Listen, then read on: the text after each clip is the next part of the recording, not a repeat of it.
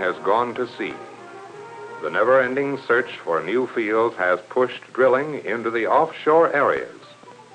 Thousands of feet under the continental shelf lie vast pools of oil, waiting for those willing to go after it.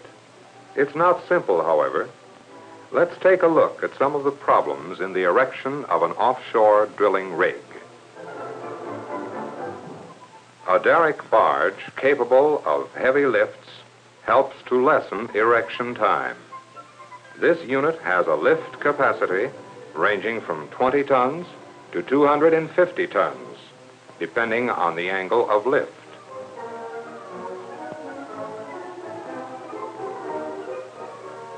The rig is fabricated in sections on shore. The total weight of the various components determines the extent of construction. The assembled portions of equipment are spotted according to the lifting capacity of the derrick. The powerhouse section, being the heaviest, must be placed as close as possible to the barge. The heavy mud pumps and generators extend the lifting capacity of the derrick to its 250-ton limit.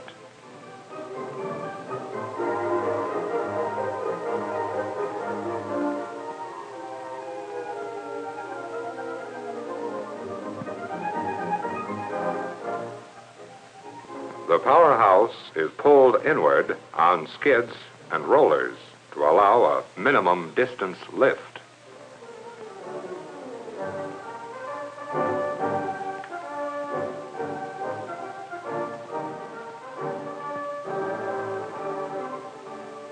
The 5 generators in the powerhouse will furnish the electric power for operation of the drilling rig. Mud pumps, used for circulating the drilling fluid, demand the majority of power during drilling operations. This all-important compact section will furnish enough power for drilling to depths of 18,000 feet or deeper.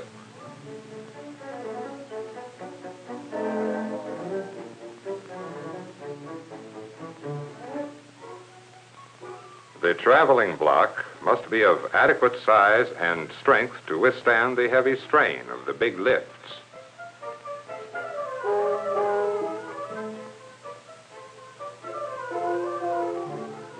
Thousands of feet of pipe are used in oil well drilling.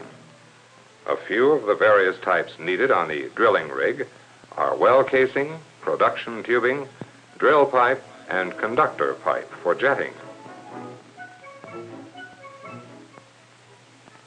A powerful wire line hoist will serve many purposes on the drilling rig. Primarily, it will be used for well logging, but it can be used for going down the well.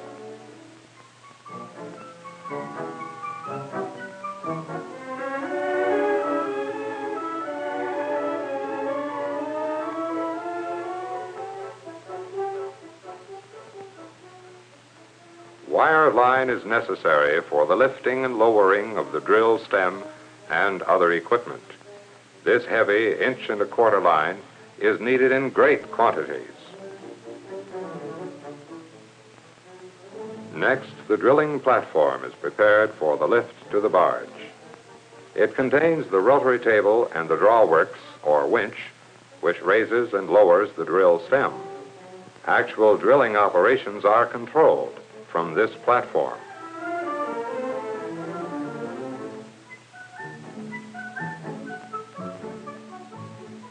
Tall derricks for men of skill and courage.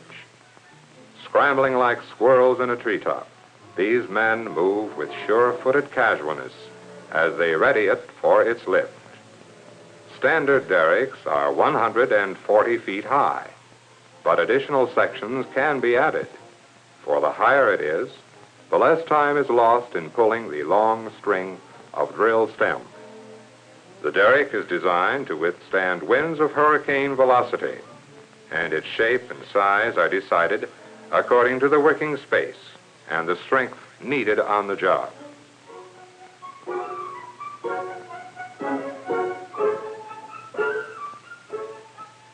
Food supplies must also be provided in quantity and quality. The out-of-doors and hard work during the week-long stay of the crew create some hearty appetites.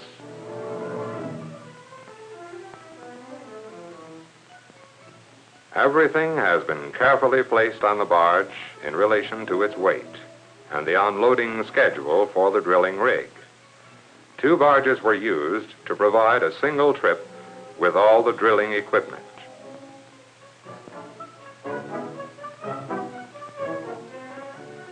The move out to sea begins with the maneuvering of the barges into the downstream current.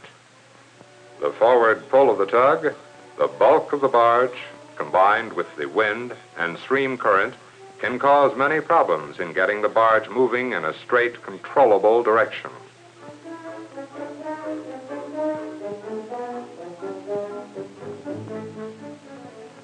Miles of shoreline pass by on the trip downstream to the sea.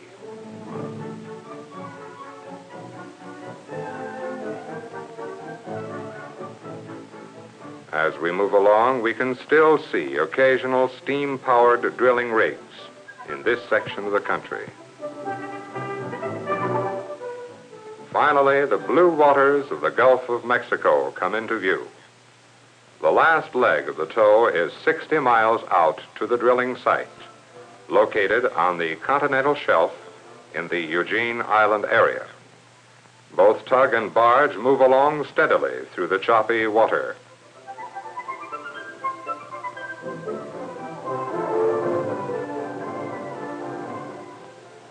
After many hours of sea voyage, the empty drill platform is a welcome sight to the construction crew, especially to the landlubbers who have not gained their sea legs on the rolling, bumpy trip out to the site.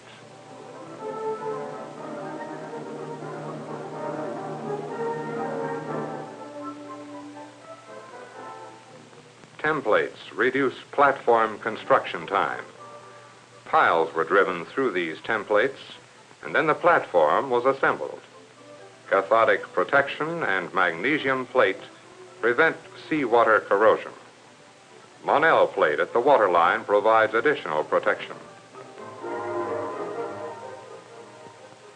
After 7 days of waiting for calm weather, the heavier lifts were made under cover of darkness.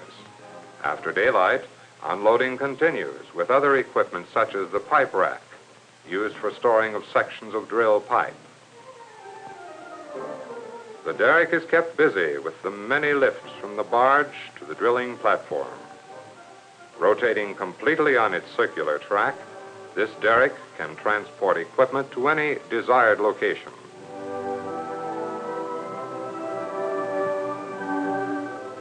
Mud tanks are one of the most necessary items on the drilling rig. They are used to store and mix the drilling fluid. This fluid, called mud by oilmen, is a carefully compounded chemical mixture that makes rotary drilling possible. It helps to lubricate the bit, to prevent high-pressure gas blowouts, to bring cuttings to the surface, and to protect the walls of the well. More than any other factor, it can control the rate of drill penetration. Thousands of dollars are spent on maintaining an adequate drilling fluid system. This hydraulically equipped accumulator for blowout prevention is another vital piece of equipment on the platform. Every safeguard for the successful operation of a drilling rig can be found on these offshore units. The drilling platform is movable and is set on a sliding rail. The superstructure of the derrick is fastened to the platform.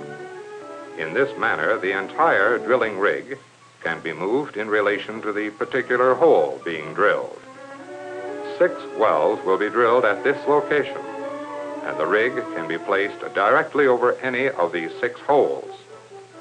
Each hole will be drilled straight down to a specified depth.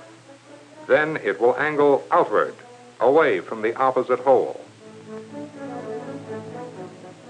2 heavy-duty mud pumps circulate the drilling fluid under high pressure.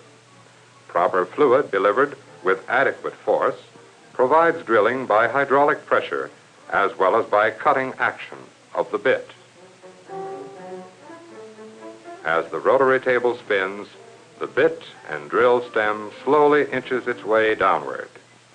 The drilling fluid is forced through the drill stem, past the bit, and returns to the surface for reprocessing.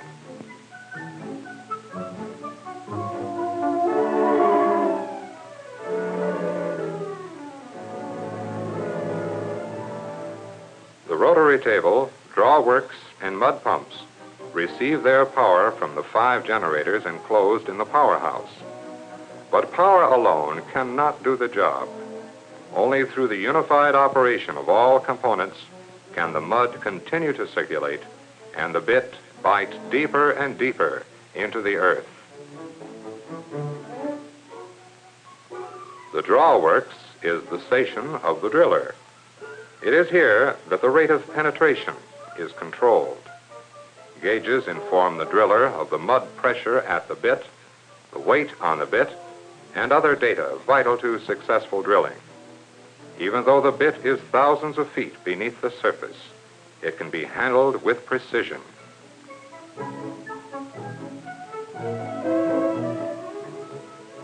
As drilling progresses through various formations, the bit requires replacement due to wear and damage.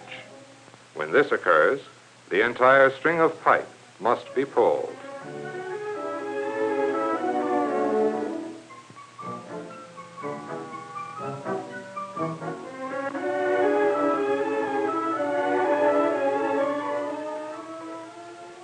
The height of this derrick permits stacking of the pipe in lengths of 90 feet.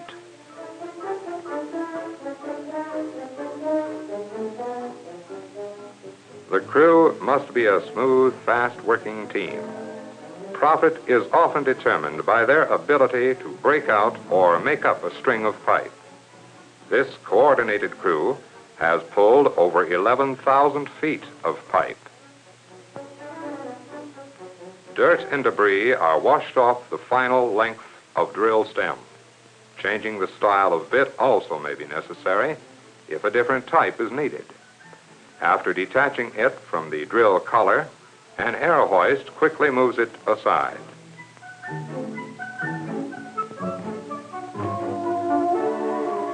With replacement of the bit and lowering of the drill stem, the drilling rig is again making whole.